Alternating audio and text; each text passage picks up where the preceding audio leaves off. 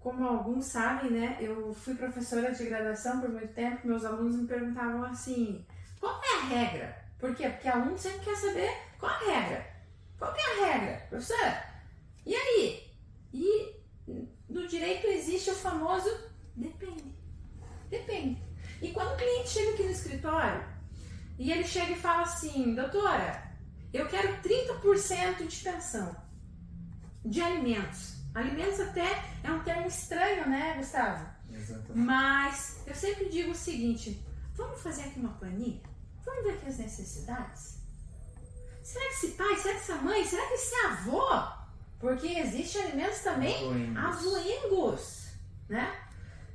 Tem capacidade para isso? Nós falamos aqui dos 15 mil de pensão, mas esses 15 mil, dependendo do núcleo familiar, pode não ser nada, pessoal. Exatamente. Né? Claro que eu não posso tomar como regra uma regra matemática. Com todo respeito a todas as famílias do nosso Brasil, né? Aos nossos clientes, nós temos clientes de todas as faixas salariais, ganhos econômicos. De todas as realidades do Exatamente. Brasil, de todos os cantos do nosso país. O que eu sempre falo é o seguinte, qual é a realidade dessa criança? Então, assim, por favor, desapeguem dos 30%. Importante. Nem sempre vai ser 30%. Pode ser mais, pode ser menos. E aqui eu quero fazer mais uma pergunta, Gustavo. Pois não. Vamos lá, Gustavo. Vamos supor que fixou 50%. É sobre o que essa porcentagem? Sobre o que os alimentos... Qual é o índice? Qual é o índice para se chegar nos alimentos? Muito boa pergunta. Aliás, a gente sempre tem essas dúvidas aqui quando os clientes vêm atrás da pensão alimentícia, né? Da famigerada, famosa pensão alimentícia. Então, nós temos duas possibilidades novamente. Se o genitor ou a genitora, ou alimentante, tem registro em carteira, a porcentagem dos alimentos será indexado ao salário dele. Eu digo assim, será indexado por um juízo, por uma determinação judicial. Caso seja situação de autônomo, de profissional liberal, quando não há registro em carteira, a indexação dos alimentos é referente ao salário mínimo.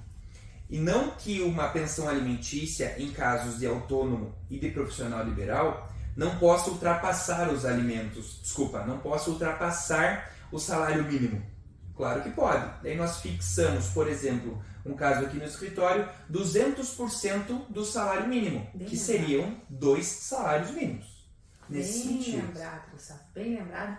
Esse caso até chamou a atenção, né, Gustavo, compartilhando aqui com vocês, porque esse casal, eles haviam se separado há uns 2 anos.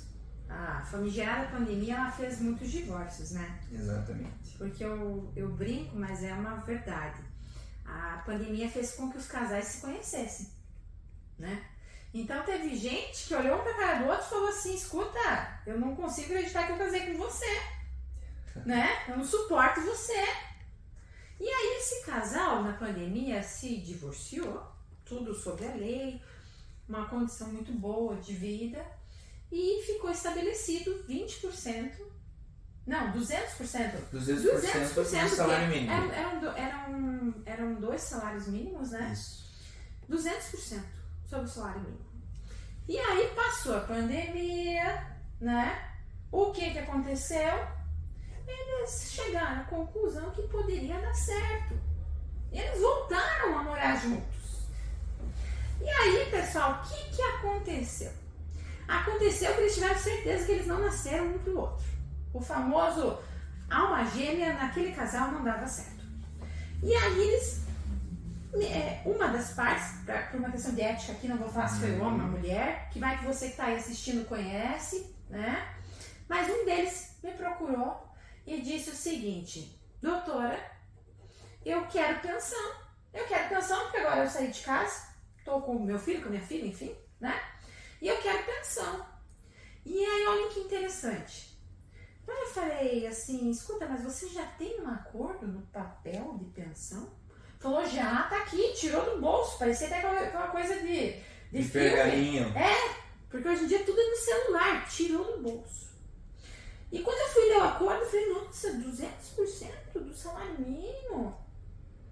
Doutora, é o seguinte, fulano lá disse que não vai dar R$1. Porque diz que a pensão é pro filho, pra filha, e que só vai pagar as coisas e agora vai comprar. Vai no mercado, vai pagar a escola. E aí nós entramos num acordo depois, para vocês, né, não ficarem tão ansiosos, mas nós chegamos num acordo que nós aumentamos o valor. Com o pai ou a mãe, para não falar quem é, né? Pagando até mais que 200% do salário mínimo, porque queria tanto pagar em natura. Não sei se você lembra, Gustavo, que foi tanta discussão que aí a gente chegou no seguinte acordo.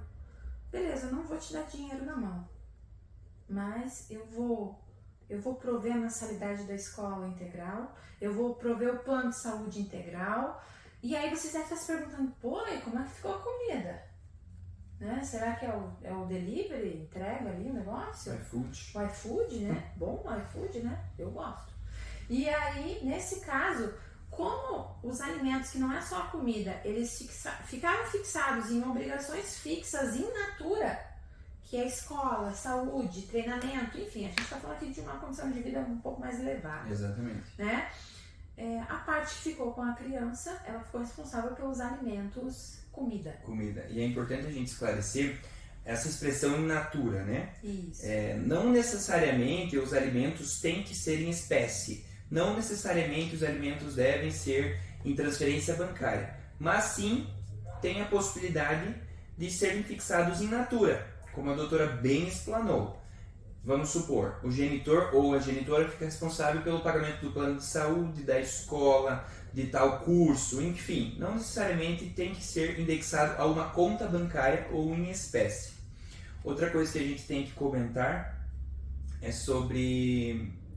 a gente conversando sobre os 200%, os engenheiros de plantão nos assistindo devem estar tirando os coros cabeludos, né? Sim. Essa expressão 200% matematicamente é improvável, né? Porque a porcentagem está ali nos 100%. Exato. Só que no direito, como tudo é relativo, existem sim, então, mais do que 100%, não sendo uma disposição matemática, mas a realidade, né? Então, superior a 100%, 100% então regra de X, 100% equivalendo a um salário mínimo, e 200% equivalendo a 2 salários mínimos, como a doutora bem expressou novamente. Então, acho que, pessoal, ficamos por aqui. Deixamos um forte abraço, esperamos aí que a gente tenha sanado algumas dúvidas de vocês, e precisando de alguma coisa, estaremos à disposição. E, por favor, não se esqueçam, tirem da cabeça os 30%.